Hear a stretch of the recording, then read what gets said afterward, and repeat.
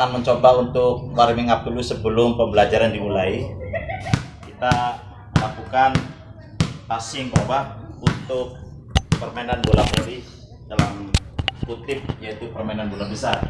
Kita lihat ketika kita mengadakan passing tanpa lawan, ya. Nah, kecuali kita ada partnernya, kita baru bisa melakukan passing serta partner. Tapi karena tidak ada partner, maka kita pakai tembok, partnernya tembok. Kita lihat.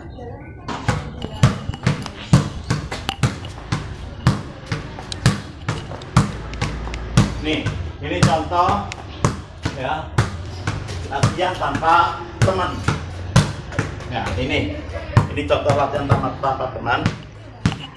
Banyak sebenarnya latihan-latihan yang akan kita lakukan, cuman mungkin nanti kita akan jumpa di periode berikutnya, di pembelajaran berikutnya ya. Jadi kita upayakan nanti akan melakukan latihan-latihan secara langsung ya, live, langsung berhadapan dengan anak-anak sekalian. Oke. Kalau tadi kita sudah lakukan pemanasan, kita akan sedikit mengulas tentang Assalamualaikum warahmatullahi wabarakatuh.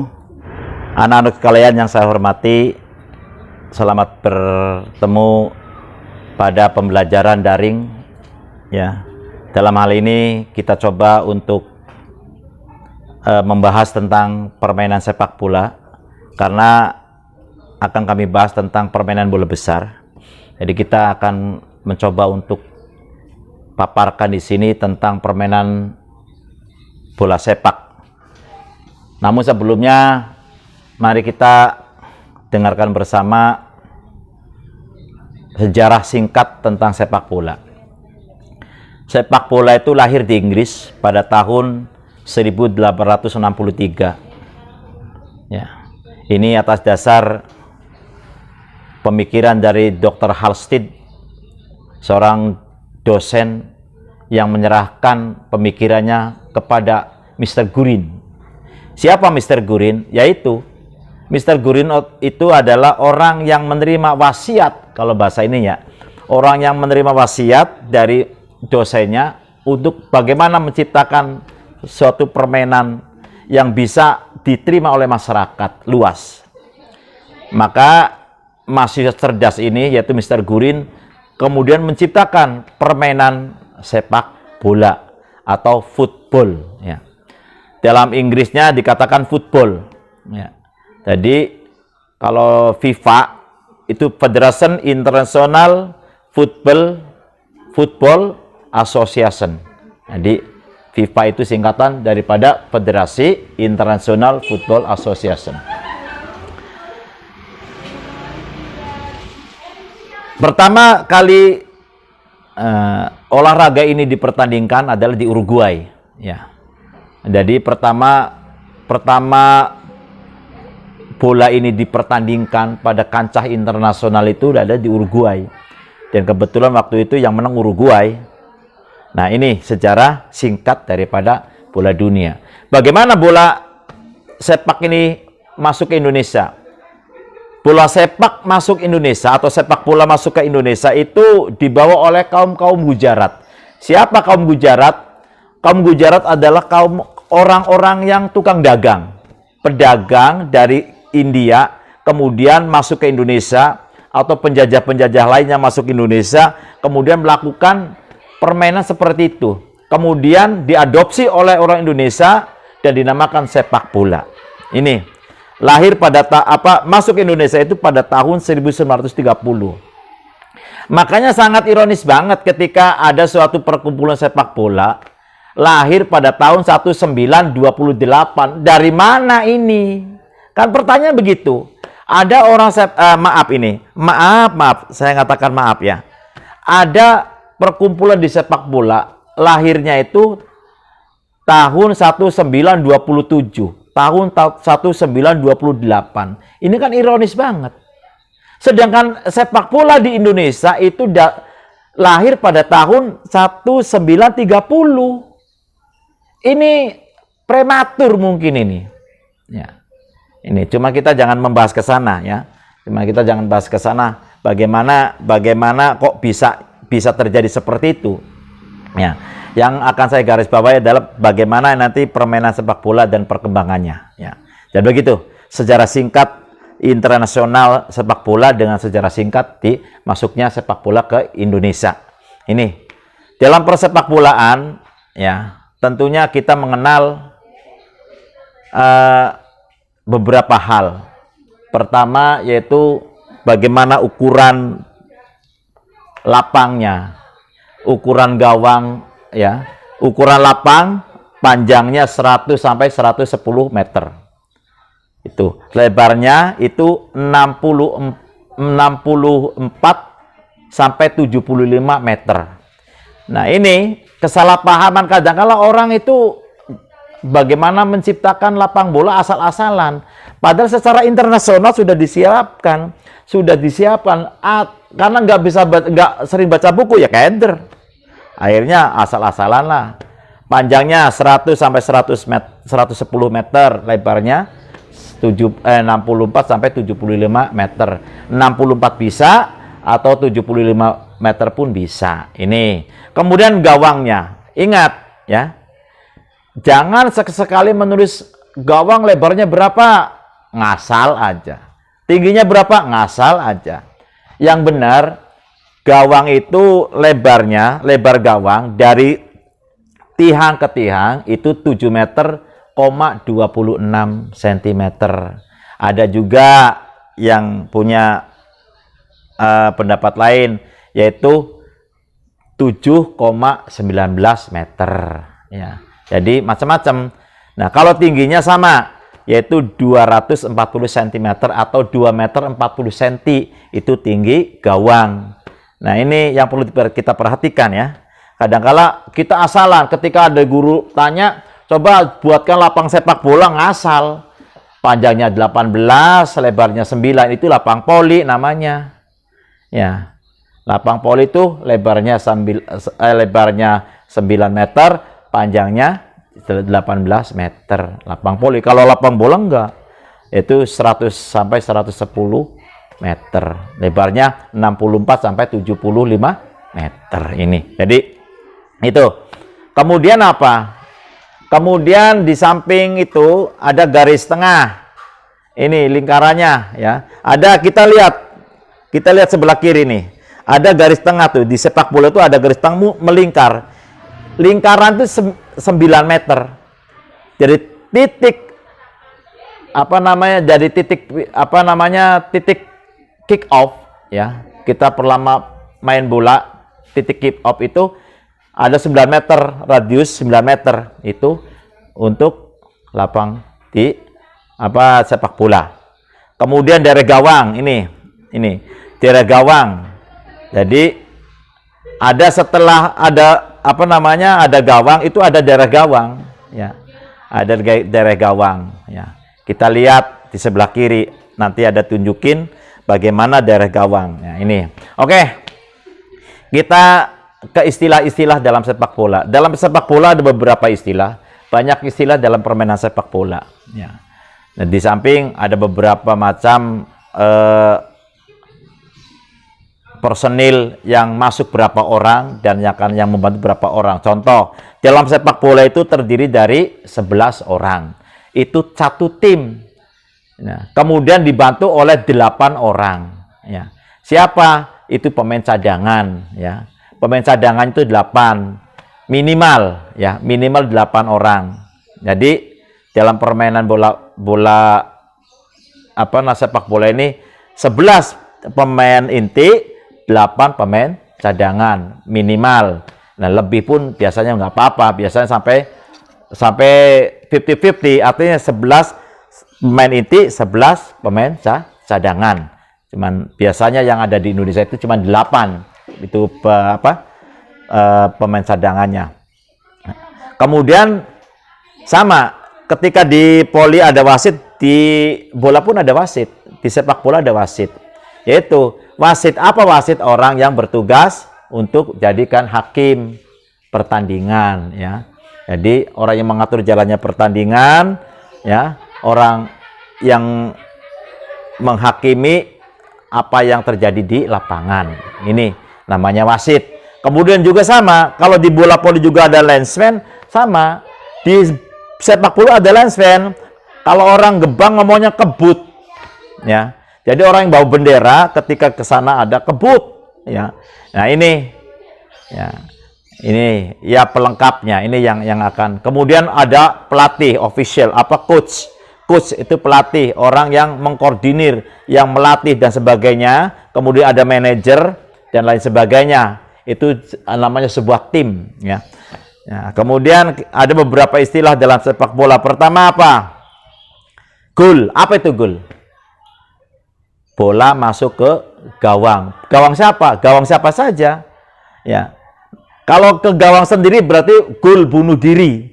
Ya. Jadi ketika kita melakukan tendangan kemudian nggak disengaja kena kepala orang temennya masuk ke gawang sendiri misalnya, itu namanya gol. Tapi golnya bukan gol apa menghasilkan, tapi merugikan sendiri, yaitu gol bunuh diri. Jadi itu namanya gol, memasukkan bola ke gawang. Kemudian apa? Corner. Orang Gebang ngomongnya kornol, kornel dan lain sebagainya. Ya. Kalau dalam istilah sepak bola corner, corner itu pojok, tendangan pojok. Banyak. Ada heading, heading apa? Nyundul bola. Kemudian apa? Tackling, gunting bola. Ini. Nah, kita sudah tentu pernah mencatat ya bagaimana diving ya. Diving mungkin anak-anak sudah pernah mencatat bagaimana saya menceritakan diving ya. Diving di bola biasanya itu apa? Diving itu pura-pura ya. Jadi gerakan pura-pura terjadi sebuah insiden sehingga untuk menghasilkan hadiah penalti atau tendangan bebas dari wasit, itu namanya diving. Oh, jadi kita biasanya di daerah gawang tuh, what gitu ya. Nah, padahal itu gertakan aja, makanya wasit yang jeli akan memberikan kartu kuning biasanya. Ya, itu ditipu sama pemain. Ya, wasit yang jeli, wah ini nggak ada kontak nih, nggak ada kontak fisik antara musuh dengan dianya, makanya itu namanya diving ya. Kemudian apa? Injury time, counter attack. Counter attack itu apa? Counter attack sebagaimana kita sudah catat ya. Counter attack itu adalah serangan balik. Nah, ketika kita melakukan serangan kemudian bola diambil oleh musuh, ya ini dilakukan serangan balik, namanya counter attack ya. Kemudian injury time. Injury time apa? Detik-detik akhir pertandingan. Ada edit time. Edit time itu apa? Tambahan waktu. Ingat loh, antara injury time dan edit time. Injury time atau detik-detik akhir pertandingan. Kemudian edit time, added time itu artinya apa? Artinya itu tambahan waktu. Ingat, biasanya kalian itu ketuker injury time ya, antara injury time dan edit time ini. Makanya patut kita apa namanya sepakati bersama bahwa hal ini perlu dengan jelas dijelaskan ya. Jadi bagaimana edit time, bagaimana injury time. Kemudian ada istilah lain apa? Ada striker. Apa striker? Striker itu penyerang ya. Orang yang bertugas untuk menggolkan bola ya. Biasanya striker itu ada satu, biasanya dipasang tiga. Makanya dalam sepak bola itu ada striker inti satu yang biasa ditempatkan di tengah ya, di tengah depan ya. Kemudian ada apa? Wing ya. Ada pemain sayap, ada back. Apa pemain back? Pemain back itu biasanya itu orang yang bertugas untuk menghadang ya, untuk menghadang ya. Jadi dia itu bertugas defense ya, defenses ya. Jadi apa, zone defenses itu artinya apa? Orang yang bertugas untuk melingkar. Jadi posisinya begitu, ketika lawan nyerang dia tuh harus benar-benar ngapit ya, diapit bahasanya tuh ya. Jadi diapit, jangan sampai keluar dari area itu. Nah, cuma kadang-kala kita lupa. Ya, tugasnya di sana, larinya ke sini. Ini yang jadi masalah kadang-kala. Sehingga apa? tugas kita itu terbengkalai melanjutkan tugas yang lain. Sebenarnya nggak boleh seperti itu tuh ya. Oke, jadi di samping istilah-istilah tersebut banyak sebenarnya. Mari nanti kita bareng-bareng kalau jumpa darat kita catat bareng-bareng lah ya. Bagaimana perkembangan sepak bola di Indonesia, bagaimana istilah-istilah yang kita tahu tentang persepak bolaan di Indonesia. Oke. Jadi dalam hal ini kita akan membahas tentang permainan bola besar. Permainan bola besar meliputi permainan sepak bola, kemudian bola voli, bola basket, bola air, dan yang terkait dengan bola-bola besar. Ya. Dalam hal ini akan saya bahas tentang permainan bola voli. Ya, bola voli tadi sudah saya jelaskan di intro bahwa sejarah singkat tentang bola voli. Kemudian kita tahu bahwa bola voli itu merupakan permainan, olahraga permainan. Ya. Kita sudah tahu sendiri bola voli itu jenisnya yang saya bawa ini. Ya. Adapun nanti akan kita jelaskan rincian-rinciannya ya, terkait dengan permainan bola voli, kemudian berapa orang yang main voli ya, dan peraturan-peraturannya. Kita bahas pertama, permainan bola voli itu dilakukan oleh 6 orang ya. 6 orang untuk pemain inti, kemudian 6 orang untuk pemain cadangan. Nih. Kemudian masing-masing orang itu punya peran masing-masing. Pertama, smasher. Apa smasher? Smasher itu orang yang bertugas untuk menyeberangkan bola dengan kuat ke daerah lawan. Ya, itu namanya smasher. Biasanya posisinya itu di depan. Jadi kita lihat gambar di sebelah kanan. Ya, posisi-posisi daripada bagaimana posisi smasher, bagaimana posisi stosser, bagaimana posisi blocker, bagaimana posisi captain, juga bagaimana posisi cover atau kita kenal kalau di kampung-kampung clapper. Ya, ini crossing. Bagaimana posisi crossing? Crossing adalah orang yang melakukan servis pertama. Ya, orang yang melakukan servis pertama dari sudut biasanya. Cuma sekarang peraturan baru itu bukan saja bukan saja di sudut, tapi boleh daerah belakang lapang bola voli itu semuanya daerah servis.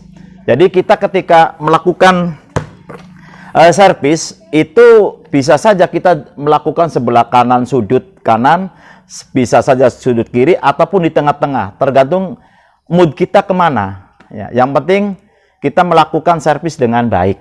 Itu pertama. Kedua, captain atau ketua tim.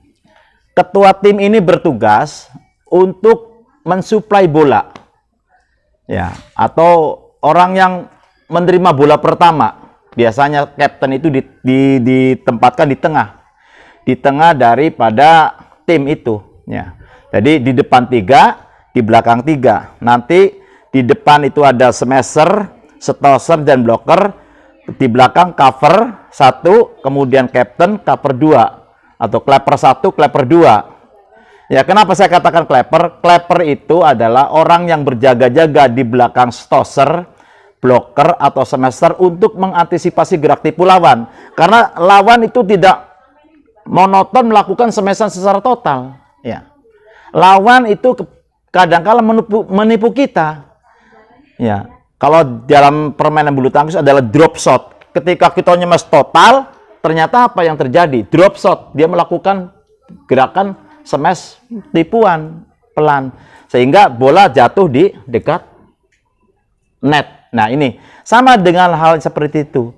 Orang melakukan smasher itu kadang-kala menipu.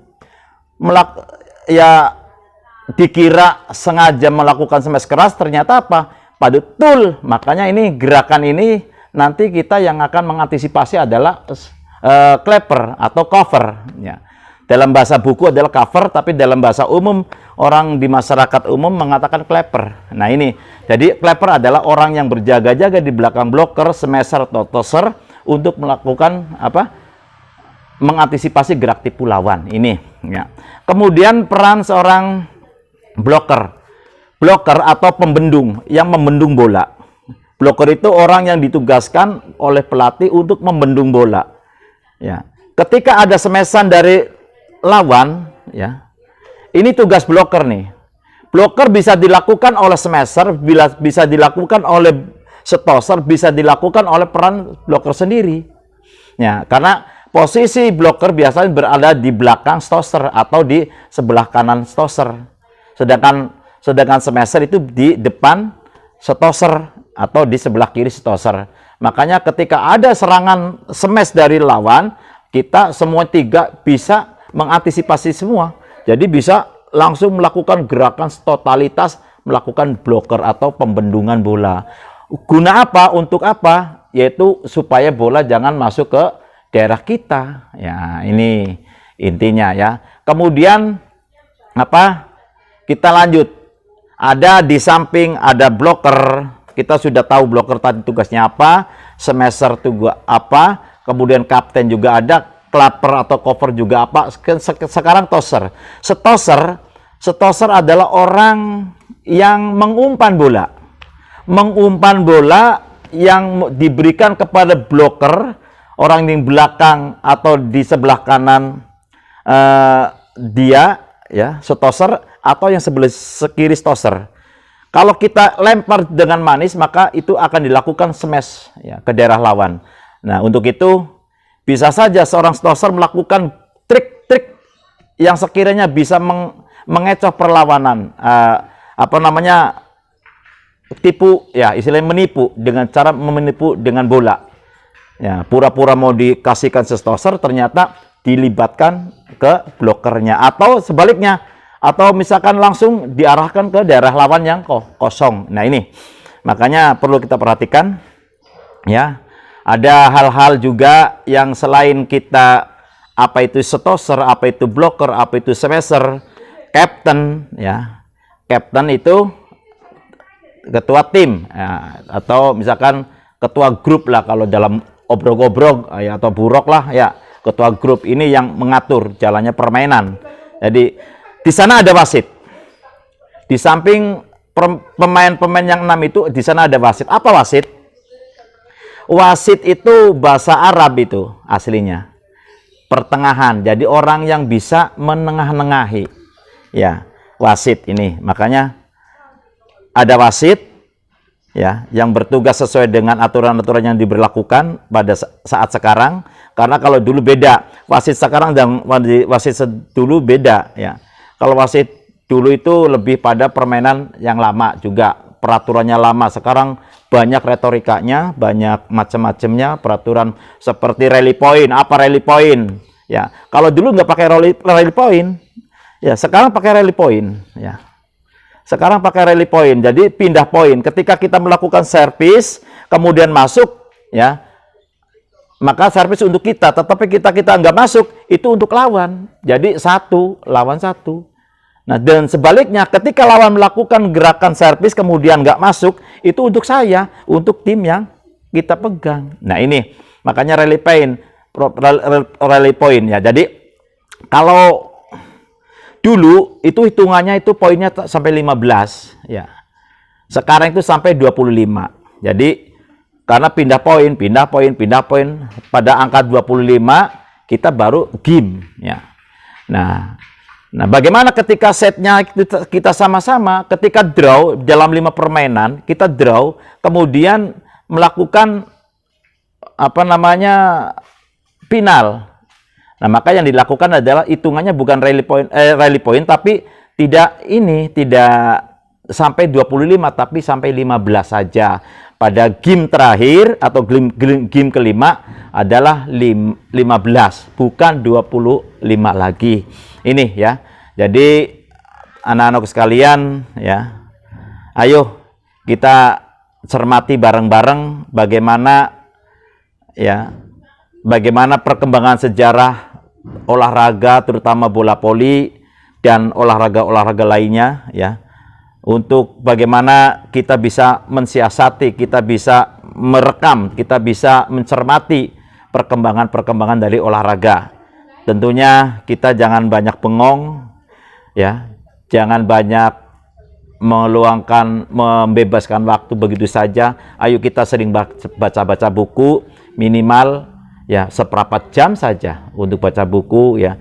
Supaya apa? Supaya kita bisa mengetahui perkembangan-perkembangan daripada dunia olahraga, ya. Apalagi di era zaman sekarang ini, Masya Allah, ya, olahraga itu sangat dinomorsatukan, ya. Konon menurut berita yang saya terima dari Jepang itu sudah menomorsatukan bahwa olahraga itu di urutan pertama dalam buku rapotnya, ya.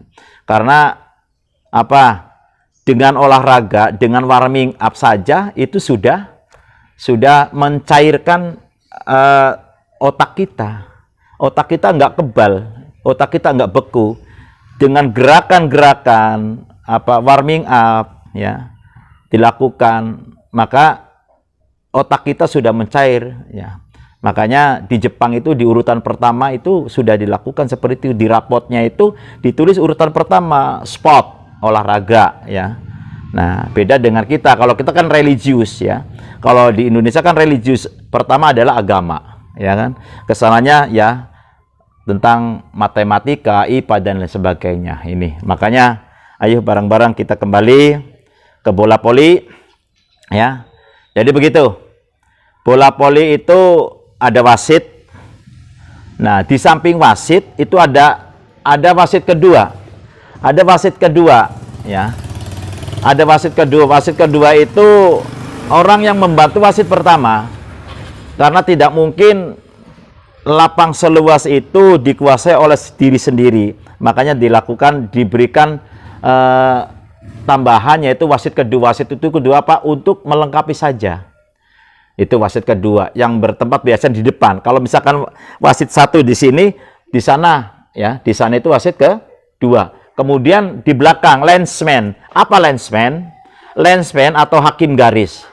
Jadi tugas linesman itu biasanya kalau di bola voli itu dua. Satu di sana, di kanan, satu di kiri. Nah, ini linesman itu orang yang bertugas mengawasi jalannya permainan bola itu, apakah bola itu jatuhnya di dalam garis, ya, atau di luar garis.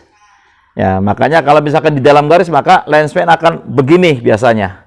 Ya, kalau misalkan di luar linesman akan begini kodenya. Makanya si wasit nanti sudah bekerja sama dengan linesman ini.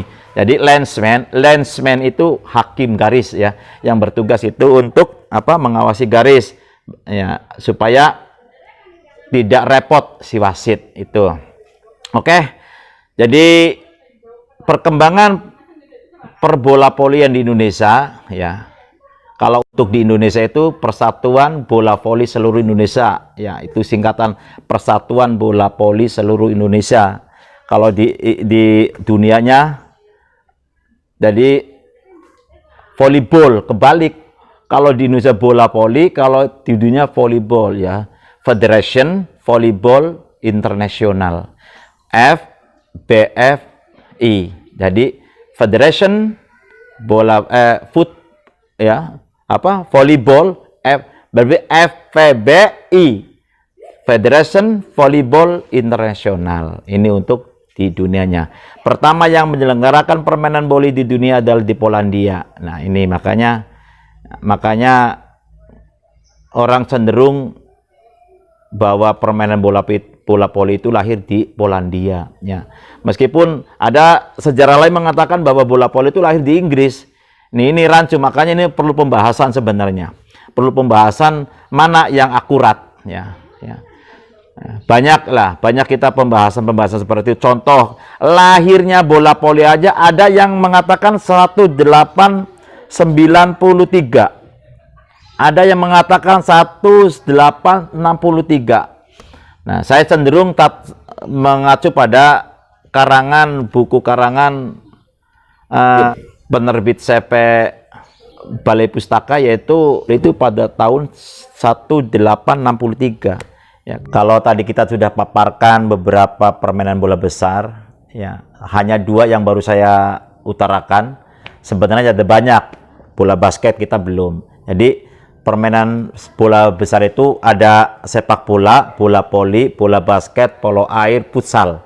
Ya, ada 5 yang perlu kita bahas. Cuman dalam hal ini kita masih baru bisa memberikan 2 ya pembelajaran tentang bola besar, yaitu bola voli dengan bola sepak. Itu saja barangkali, dan itu saja ya. Kita tutup dengan bacaan alhamdulillah. Assalamualaikum warahmatullahi wabarakatuh.